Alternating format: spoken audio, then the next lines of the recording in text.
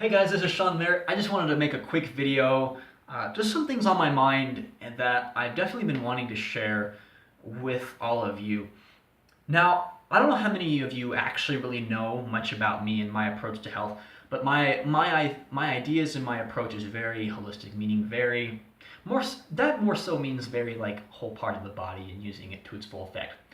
One thing about myself that I've never really uh, I don't think I've shared it much in my expression with the health community. But something and you might not know this, but I have a big problem with supplement uses.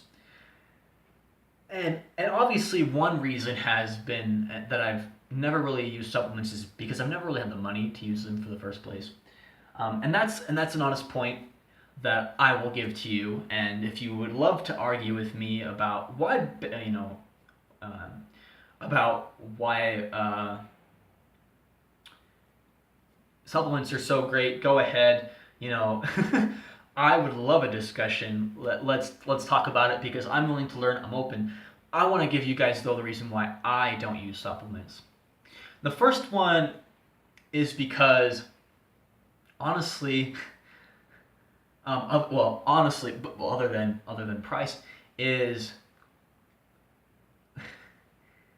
is is that most supplements are very unnatural. And I'm very much of a natural food person. I'm very picky.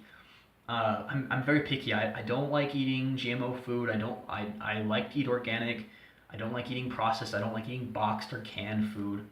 I'll admit sometimes I have a can of chili and I regret that later, but that's actually probably the best out of all the types of can and boxed food anyway. Um, but I'm very picky about my food, and so when I look at supplements, it just always seems that they get close sometimes, but they're not quite there. Usually, it's very much extracted sources from certain types of products. For example, the two most common actually of supplement. Well, I'm kind of almost getting to three here. Are pre-workout, which kind of includes creatine. So maybe we can put those as one. And then the third one is protein powder. And the problem with these,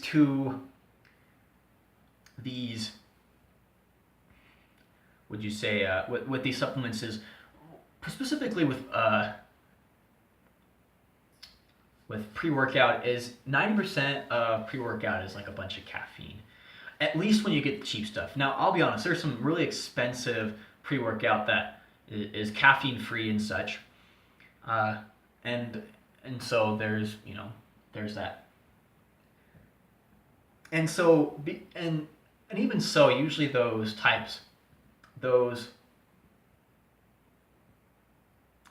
how would you say those ingredients that are in there to actually give you the energy, it's such a high concentrate, and that's actually the main thing. It's such a high concentrate of those substances, such as creatine. Creatine is a big one. It's such a high concentrate that nobody usually would normally get that amount. Another thing is that these things haven't been around long enough for much research to be done.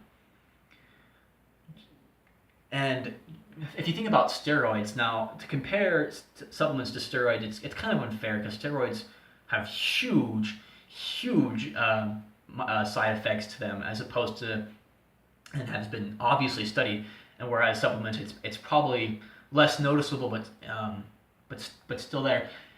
There hasn't been enough people to be on supplements yet to be able to see like what the effects are, what the cause and effects. So in a way, it's really risky to go that way because we don't know what are the effects of this because enough there hasn't been a longevity of these products to really know. The other thing with that is research. Many people might say that there's a lot of research going into these supplements, but again, there's that problem of its longevity, how long these supplements have been around to actually prove that their benefits outweigh their consequences. For example, caffeine, which I'm not trying to tell all of you you need to get off your, off your caffeine fix, or whatever it might be. But caffeine, for example, it does, give you more energy. It does, heighten your awareness of things. But it also has a very high crash rate, and where you crash and you have no energy. So over a long term, caffeine is not a great source of energy, and you'd rather go other ways. Um, and so we don't know those effects quite yet, and maybe they're not as drastic as caffeine, and maybe they're not drastic, but maybe they're not as um, soon to be seen as caffeine, or they're not maybe not as drastic and extreme as anabolic steroids. But any effect on your body, any effect on your body really is not good. And here's something to think about: the definition of a drug is any external substance that has an effect um, on your body, more so your physiological response to things. Um, so just something to think about. I'm not suggesting that supplements are drugs or anything. It's just a thought to think about, that connection there.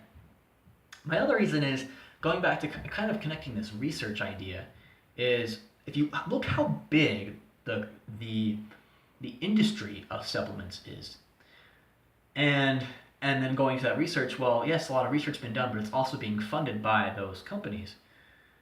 And I'm not saying that supplement companies are out there to kill us, like in a sense, with couple whatever years ago it was with the tobacco industry, and they're trying to make sure that, kind of standing a point saying that, that smoking was not bad for you, that smoking had positive benefits, and then the health, and then other people saying that, many research trying to point out that it wasn't. And then there was research sponsored by this, tobacco industry that they would put money into, and so therefore the results came out. Not all research results are tainted. That's not, that's just kind of that's going way too far, honestly, to say that research results are tainted. But it is suspected to say that if these industries are putting money into these systems, then you know, it's not to say that that they do, a conflict of interest in that industry. And so, of course, their sponsored research is going to suggest that. That's a little more controversial, of course, and that wasn't the point.